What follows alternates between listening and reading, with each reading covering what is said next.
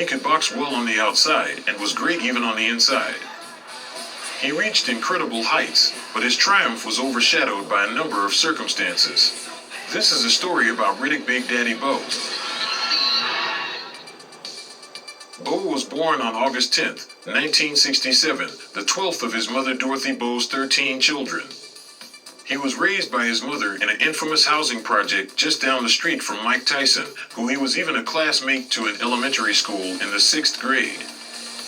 Bowe escaped the place by finding a vocation at a boxing gym and soon emerged as one of New York's finest fighters.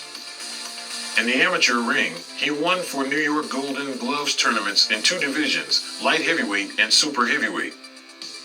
Bowe competed at the 1987 Pan American Games in Indianapolis. He competed with an injury to his right hand. In the semifinals, he lost to Jorge Luis Gonzalez, a boxer from Cuba, by a split decision. Riddick won the bronze medal. The first bright success of Riddick Bowe was participation in the Olympic Games in Seoul in 1988. Bowe crossed his gloves with Lennox Lewis in the final. The American had the advantage in round 1. In the second round, Riddick was shocked several times after missed blows and the referee stopped the match.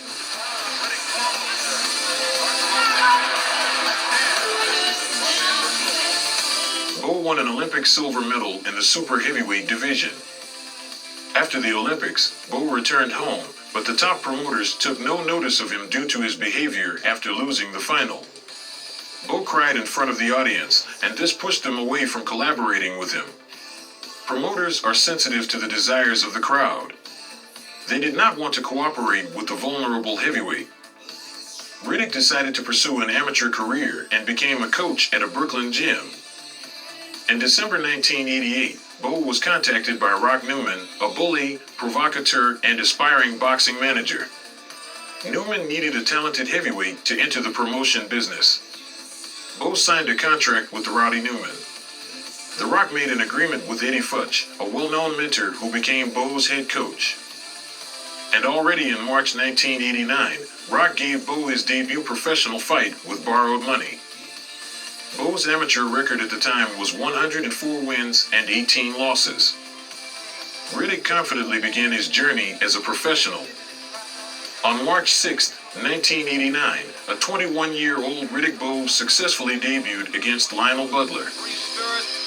Very bad training habits as an amateur. The expert has expectations over, and you take a look at his 62. Riddick Bowe, it was kind of a sweeping right hand that landed on Butler. Butler taking this fight on 2 days' notice, 0-1 as a professional, and now he is bending down, looking to haul away. One thing Eddie Futch is working on with Riddick Bowe is getting more confidence with that right hand. Remember, that's the hand that... He defeated Butler via second-round TKO. Such a good battle of movement.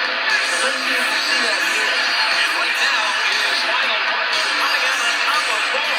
Sunfest here to start the second round. Quite down on his body. Right up in the chin. Boom, the uppercut and the left hook. Now he lifted him up with the uppercut. Butler is showing signs of fatigue. He's ready to go. Therefore, in addition to possessing immense strength and being physically well-built for a heavyweight, Bowe showcased his dominance in the match. On the ropes.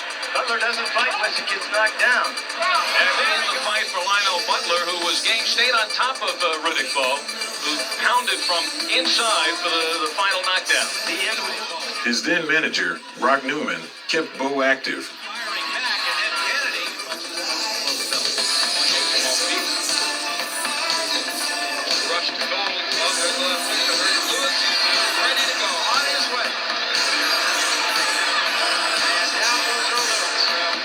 Bowe fought 13 times in 1989, defeating journeymen, the most famous being Gary Lane, whom he defeated twice.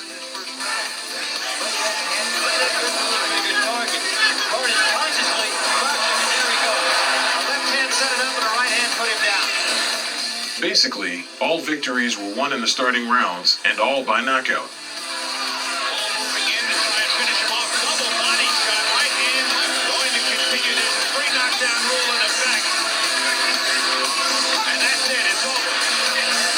The winning streak continued into 1990. Robinson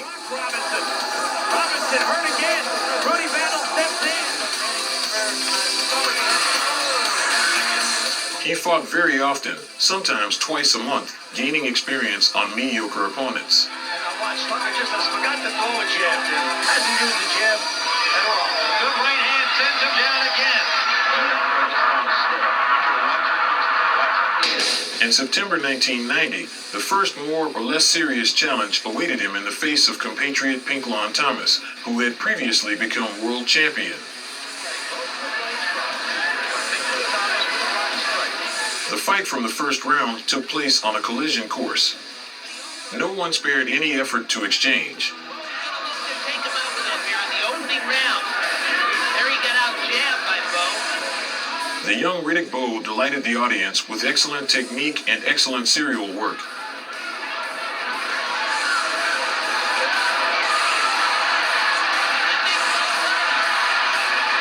And Thomas, with stamina, confidence, and the desire to recoup every successful attack of the opponent.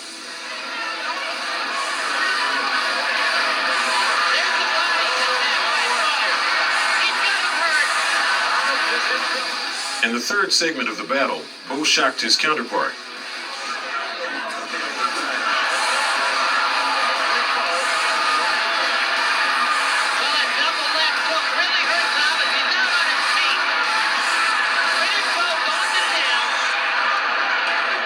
In the seventh, the situation repeated itself.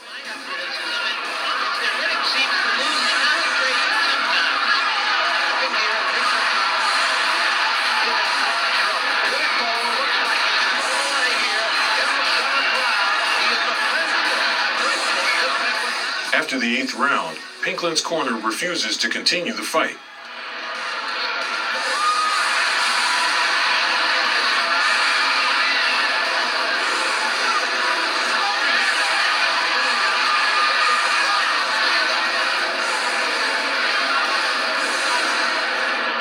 A month and a half later, 22-year-old Riddick meets in the ring with 24-year-old puncher Bert Cooper. Cooper started at a high pace, moving quickly to his favorite close distance. Riddick is not using his superior height nor motion. He's not using his... However, our hero did not use his advantage in size, but accepted a close fight. Having lost the first round in this way, Bowe began to hold his opponent at arm's length. The way he's supposed to. As you can see, very tall and cut inside. At the end of the second 3-minute period, he shaken Bert Cooper with a right hand and immediately knocked him down.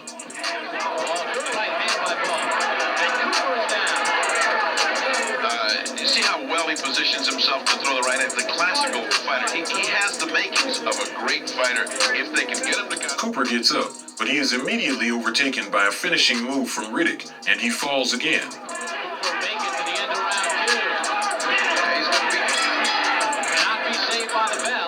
The referee stops the fight.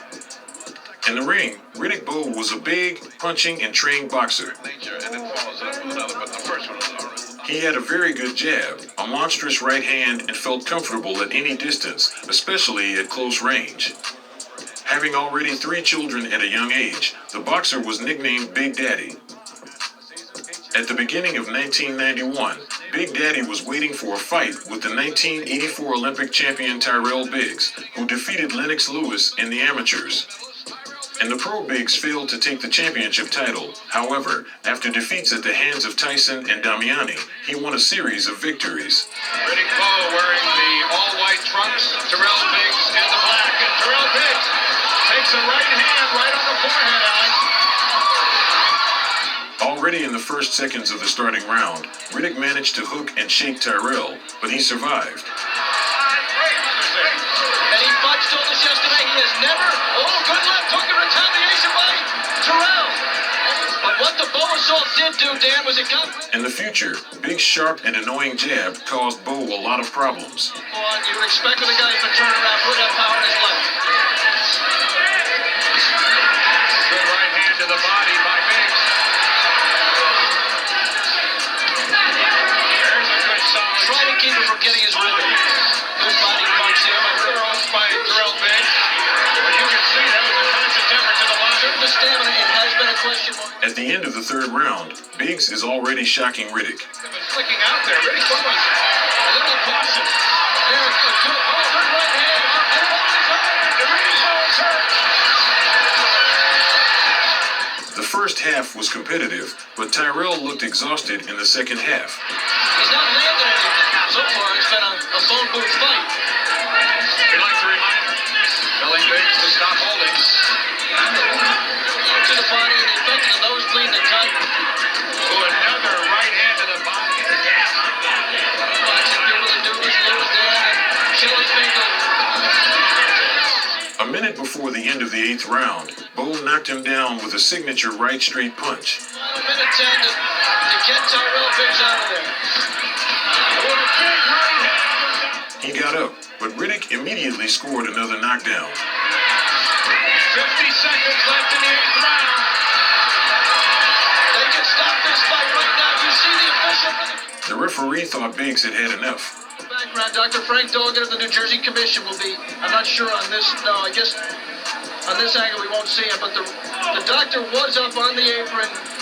I'm not sure if Frank Cappuccino saw him or heard him, but he looked at Tyrell Biggs and he jumps in. In less than 2 months, 23-year-old Bowe's rival is Tony Tubbs, a fairly skilled and experienced boxer who was 10 years older than his counterpart. Here there's parity. It's a different type of a fight.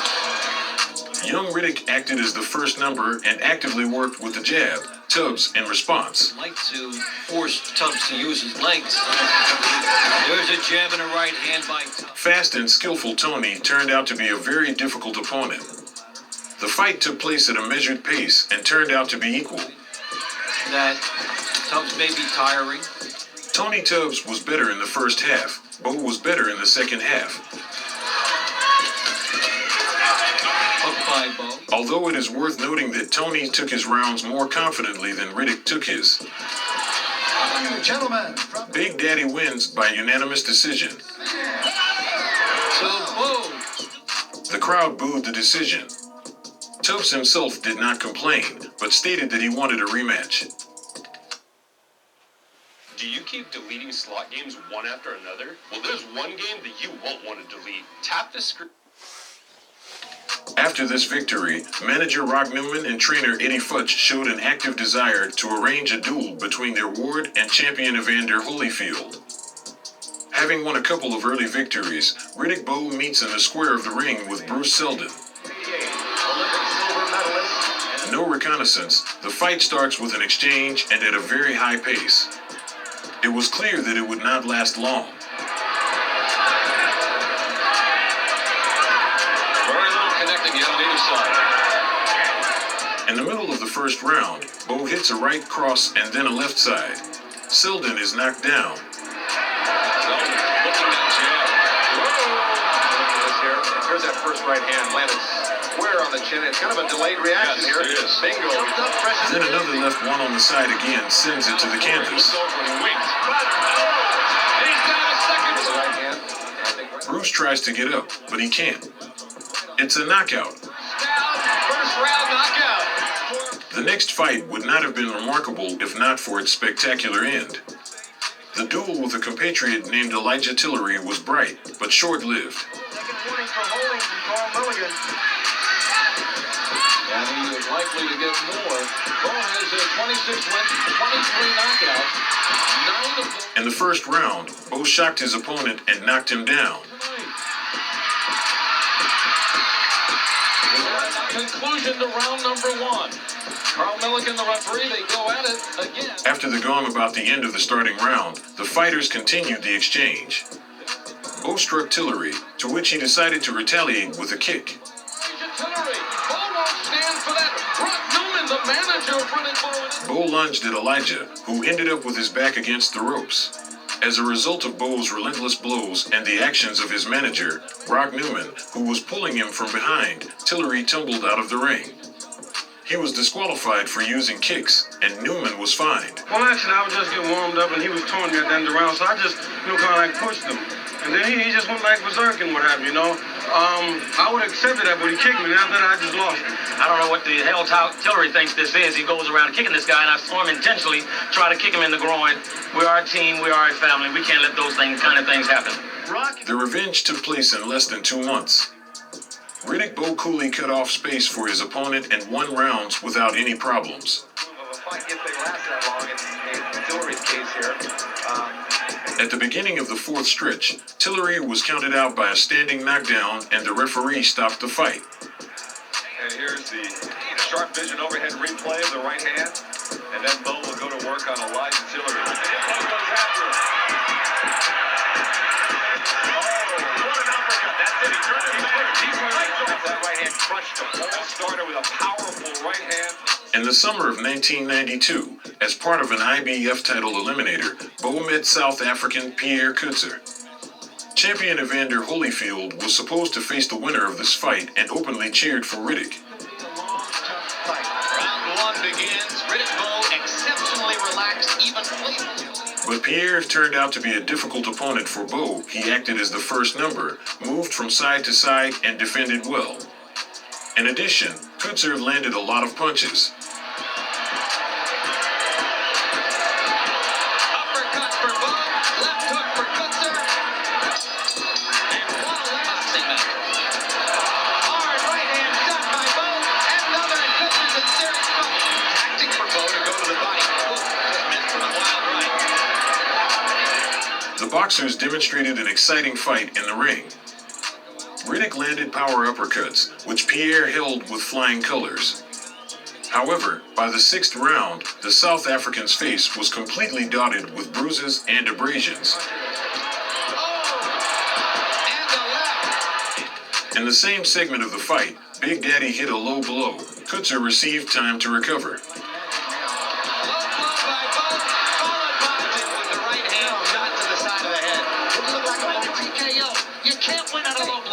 Let's look at the replay now. There's the punch. All right. And you can see it was... At the end of the 7th 3-minute period, Riddick Bowe shocked his opponent and referee Mills Lane intervened. Uppercut again. Coetzer in serious trouble.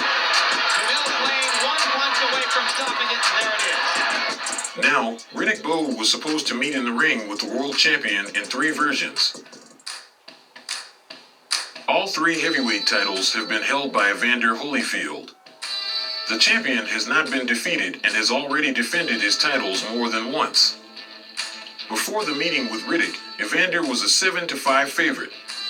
The fight took place on November 13th, 1992 in Las Vegas. It was visited by about 18,000 people. And not in vain. The spectacle was spectacular from the first round.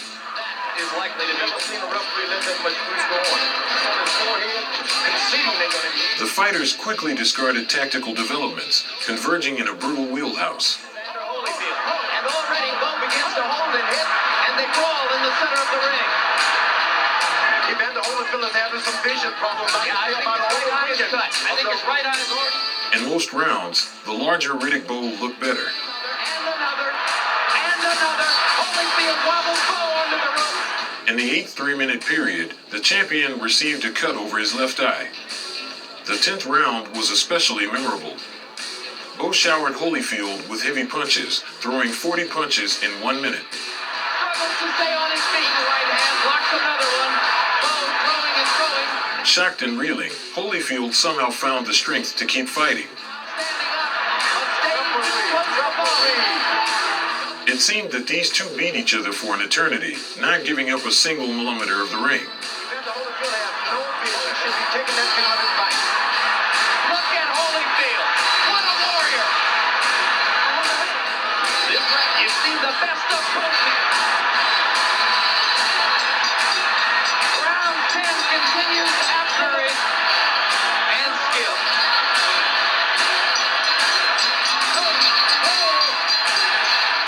As a result of the brutal massacre, Bowe won a landslide victory.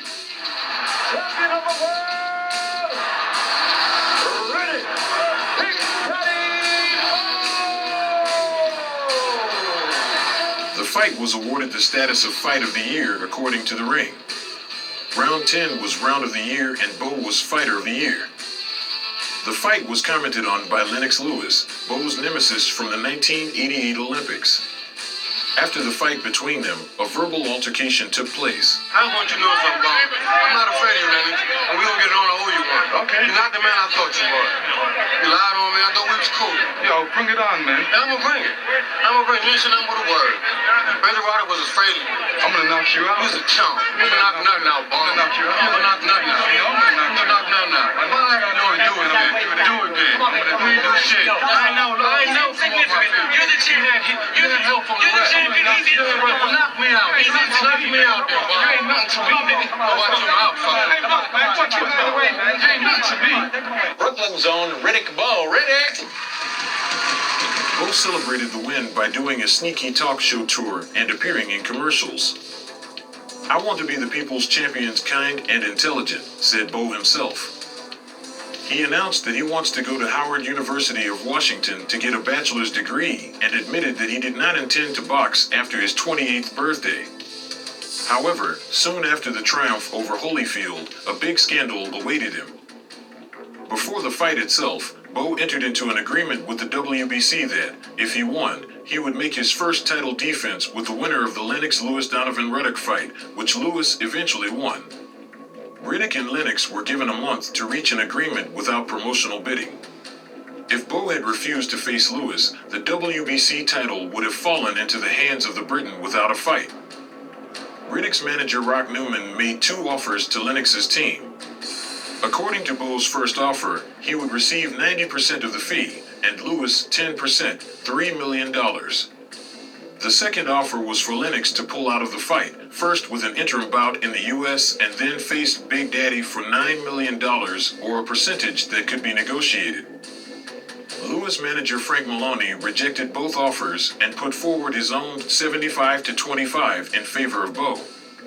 After, he agreed to Riddick's side's first offer, but Rock Newman stated that Maloney was too late. As a result, on December 14, 1993, Riddick Bowe held a scandalous press conference where he defiantly threw the prestigious WBC title into the trash. Let's want this bout. Must get it out of the garbage, and then we'll be calling him the garbage picker. Then, the WBC named Lennox Lewis the new world champion, and a powerful wave of criticism hit Riddick Bowe. So, Riddick is left with 2 titles and a lot of dissatisfied fans. What do you want in life, Kenny Warner? I want to be world heavyweight champion. In February 1993 against Michael Dokes, who, frankly, was in the final stages of his career and did not pose any threat. His charisma, his magnetism. I believe at this moment, after the beginning of the fight, I will win. Everything in the ring ended before it even started. A knockdown was counted to Dokes. Riddick missing with the big right hand, and down goes Dokes into the rope. Right hand wobbled him, shook him up. That's what started it. But he was there to be hit. And then Big Daddy brought down a hail of blows on the opponent. Michael did not fall, but the referee, seeing the damage inflicted on him, stopped the fight. But takes a right in return. Dokes virtually out. Here's headed down the canvas. Santorki is sitting inside the front. Doesn't go that far. Bowe received $7 million in 1 round. Next, a fight was planned with ex-champion Ray Mercer, but he unexpectedly lost to Jesse Ferguson. As a result, Bowe met with Ferguson. The IBF organization refused to sanction such a fight, considering Jesse, with his 3 losses in his last 5 fights, an unworthy opponent for the champion.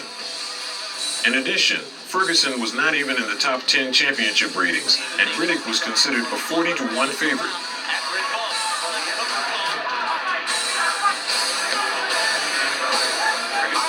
Already at the end of the first round, the champion sends Jesse to the floor with a left hook. Ferguson is heavily knocked down, but is saved by a gong.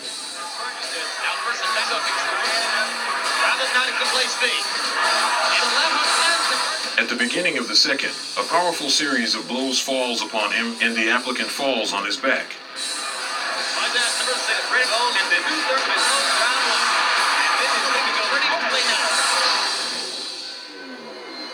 autumn of the same 1993, a rematch with Evander Holyfield took place.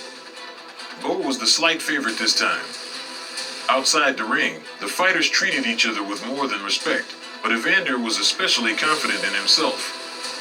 He kept saying that it was only necessary to correct the mistakes of the first battle and the victory would be in your pocket.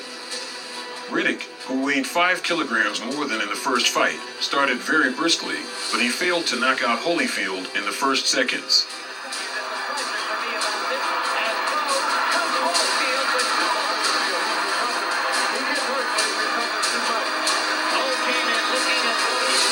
Evander approached this fight with another trainer, Emmanuel Stewart.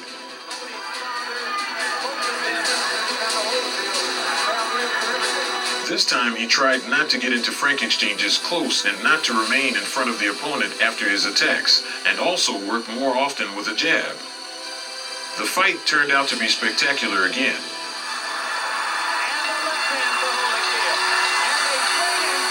After the fourth round, the boxers had a lengthy exchange.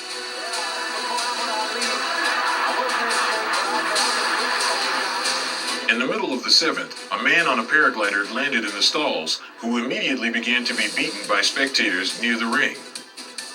In addition, the parachute caught on the lighting structure above the ring. As a result, the fight was suspended for 22 minutes.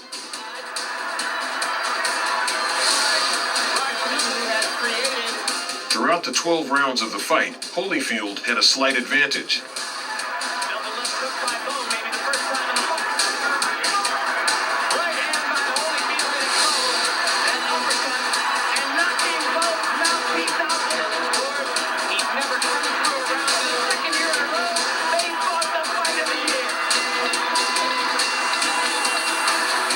As a result, he won by majority decision.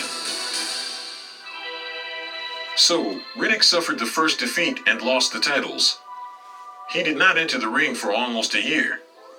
In August 1994, he met with 24-year-old Buster Mathis Jr., who did not know the bitterness of defeat. The much smaller Mathis enjoyed the advantage of speed and responded with explosive attacks. Riddick Bowe mostly worked with his front hand, trying to find the target. In the last minute of the fourth round, Big Daddy shook the opponent.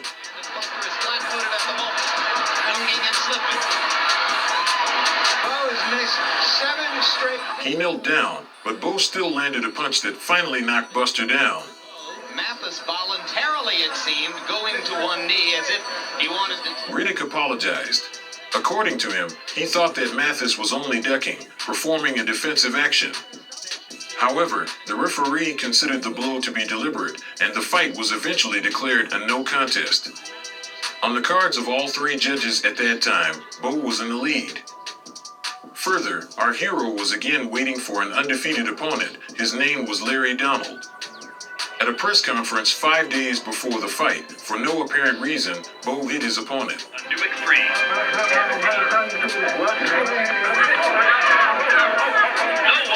The New York Post published several articles about him with unflattering headlines. Everyone agreed that Riddick behaved this way due to the influence of manager Rock Newman. Even then, many promoters refused to work with Newman because of his scandalous behavior and bad reputation. In the ring, Donald acted like a young Muhammad Ali. You see the vague similarity between Donald's style and that of Muhammad Ali as he bounces on his toes and circles to his left. He moved nonstop, yanked his opponent, and hit straight punches from the move. Larry boxed with his hands down, and Bowe had a steady long right straight. Hard left hand from Bowe. In the last minute of the final round, Bowe was able to stun Donald, but he held out until the gong rang. Larry Donald says he's never been knocked down in a pro. He knows how to hold on. No trouble in the evening. His legs are still very wobbly, George. Bowe was twice as active and somewhat more accurate.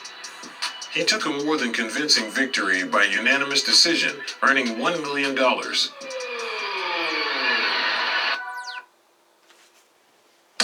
to the Waiverhood. With Wayfair, finding your style is fun. Yeah. 5. Riddick met in the ring with Britton Herbie Hyde. He was undefeated and held the WBO heavyweight title. Kirby moved around the perimeter of the ring, working in response with high-speed series. Round for Hyde because Bowe hasn't retaliated with much of anything. A hard right hand by Hyde. In the last minute of the third round, Bowe knocked him down twice. In danger of getting hurt if Bowe can put this together. And as Bowe opens up to try to finish, Hyde takes advantage. At the end of the next Hyde counted 2 more falls. Hard right hand over the top by Hyde. He's game enough, that's for sure. But now Bowe lands 2 hard right hand shots. Hyde's down on his feet. And there he goes. Riddick stalking an exhausted Herbie Hyde. And Hyde goes down. Another knockdown in the 5th. Hyde bravely gets up. Another left hook. Then clean punches. Didn't even hit him with that. After the next 2 falls in the 6th segment, the referee stops the beating. Hard right hand over the Because of the nature of the opponents he's been fighting. That may be it. Riddick Bowe is world champion again. It's time for a fight with an old rival. Jorge Luis Gonzalez, 30, at the time had a professional record of 23-0, 22 knockout wins, and was Riddick's 4th consecutive undefeated opponent. 27-year-old Bowe from the very first round, having shot a little with a jab, began to thrust power punches into the opponent from the right and shook him. really operate to Gonzalez's advantage. Hard right hand by Bowe. Good way to walk inside again. Lands the left hand. In addition, he worked more efficiently at close range, was more active and varied. All your troops out of your legs. According to computer statistics, Riddick's jab's accuracy after the 2nd round was 89%, and the accuracy of all his punches after the 3rd round was 57%. In other words, Riddick Bowe gave Gonzalez a tour of professional boxing. In the 4th segment of the battle, the Cuban frankly survived and barely survived to the end.